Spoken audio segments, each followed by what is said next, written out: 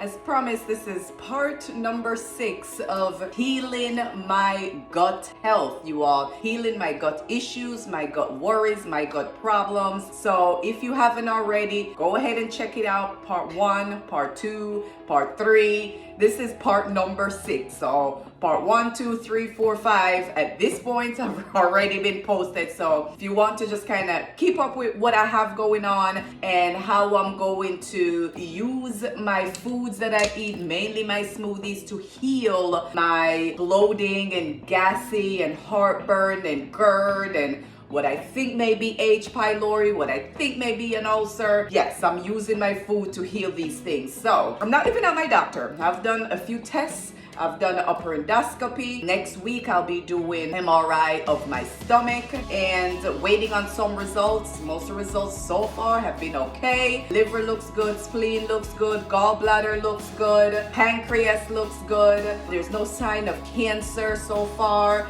There's no sign of an ulcer so far. I don't have the H. pylori. Again, all these things, except for cancer, are things that I have had issues with in the past, you all. And what I wanted to use this part 6 to just to kind of deep dive in is some of the things that I made a list right here just so I can remember some of the things that I have removed from my diet in the last couple of months or so, or minimize from my diet in the last couple of months or so. Now, the first thing that I'm going to say is fried foods. Now, I'm not a big fan of fried foods. If anyone know me, most of the foods I eat fried is at home, and it's done with maybe some coconut oil or some avocado oil, and I never deep fry anything at home. So now what I've been doing, you all, instead of, doing some french fries on the stove top or whatever, I've been doing it in the air fryer. But even then, I'm trying to stay away from anything fried. That's one of the things that I've minimized in my diet, or pretty much limited my diet, or eliminated from my diet in the past couple of months or so. Another thing, you all, is spicy foods. Now, anybody know me know I love my Jamaican jerk. Jamaican jerk seasoning, Grace Jamaican jerk seasoning. I haven't touched that baby in about 2 months, right? And I usually put that shit on every freaking thing. So that's the 2 main things that I've just kind of minimized or removed from my diet. Dairy, usually I'm not that big on dairy. When I started to do more yogurt, because I find that it helps me, but I try to do coconut milk yogurt. So that's one of the things that I've minimized in my diet. Sweeteners, I'm not a big sweetener fan either. But again, I am tightening it up, you all. It's cold and flu season. Honey seems to help, if I'm getting a sore throat or something like that. But I am not putting any sweetener in anything, right? That's the thing that I've said to myself. I'm going to get those things out of my diet, which all these things I've done before. But, as I feel good and I feel froggy, I'm just like kind of dabbling a little bit. But in the last couple of months, I'm like, you know what? Get these things out of your diet, clean up your diet and see. So I have the spicy foods, I have sweeteners, I have dairy, I have fried foods, alcohol. I'm not a drinker, but of course, if Honey is drinking, I'm going to take a sip. He's going to make a drink. I'm going to take a sip here or there, right? Not even a sip. No sip of nothing. That's what I'm completely just like, no, not even a sip, you all. And again, most of these things are me dabbling. I am not even dabbling in these things, right? Because of my digestive health, I want to see my triggers, right? So that's another thing. Now, painkillers, I do get migraines. I do, get sore and achy from working out too much, and, I may take a leave here or there, or, something like that. Nope, none of that. Unless a limb is falling off, this is the aim. Put in no Advil, no Tylenol, no ibuprofen, no Aleve, no painkiller in this body for the last couple of months.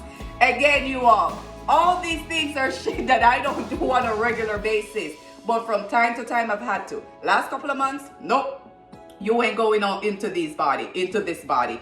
Couple of things that I've added, you all. I have added yogurt, Again, I used to do yogurt back in the day when I had really bad issues, but there's just so much sugar and most of it is dairy. But now I'm like, I find that it helped me, so I'm going to make sure I find the one that's lowest in sugar. They're great for probiotic, for your microbiome. So I do the one that's lowest in sugar or no added sugar, and try to do like a coconut milk instead of the dairy milk. Probiotic, you know, I've added the probiotic back into my diet. And another big thing for me, you all, that I've minimized in my diet are the high fibrous foods, right? So when I'm making my smoothie lately, you all, I've been trying to make sure I'm not putting too much ingredients in it, right? You know what we say in Jamaica? Too much of nothing, no good for nothing, or something like that. Too much of nothing is good for nothing, right?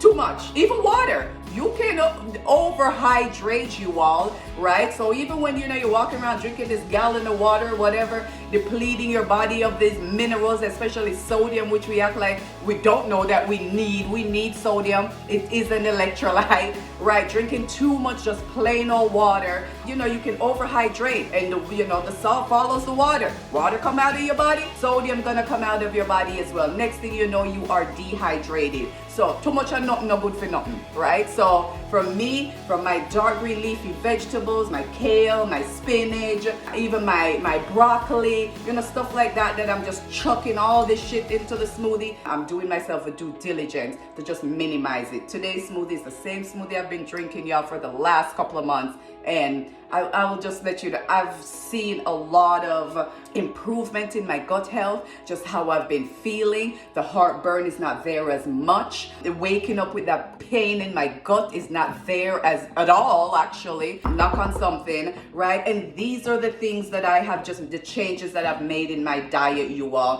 One last thing I have to mention as well. Tight clothes right here. Your sister don't wear a bra. I'm just saying, I hate bra. Always, because of my digestive health for all these years, it just gives me a really bad pain right here. So anything that's too tight around here. When I go to the gym, of course, I have to wear a sports bra. As soon as I'm done at the gym, I'm taking that bad boy off. I do find that it gives me some discomfort in my stomach right here. So those are the things that I've either minimized or removed from my diet in my efforts to heal my gut and take care of my body, because I know that this is just something that I'm gonna have to live with for the rest of my life. But like everything else, you have to give yourself a fighting chance, you all. Have to give yourself a fighting chance. And for me, it's not just the chronic diseases, right? High blood pressure, high blood sugar, high cholesterol. I've been fighting those. And when I say fighting, I don't have them, and I've never had any of them, but I'm fighting to prevent myself from getting them. Another thing we say in Jamaica, prevention better than cure.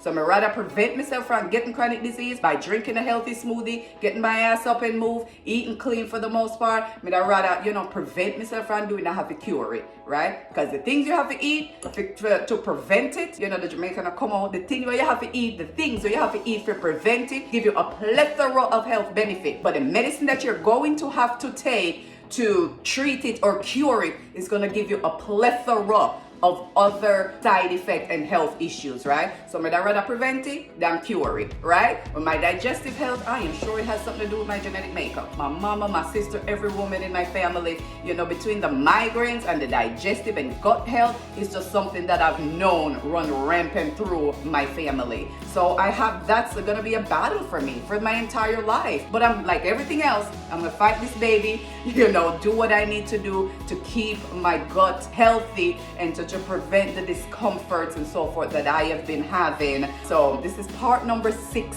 of healing my gut woes, you all, and stay tuned for part number 7. Wait till I have some more results from the doctors, and then we will wrap it up. So this is part number 6 of healing my gut issues, you all. Get your ass on the move.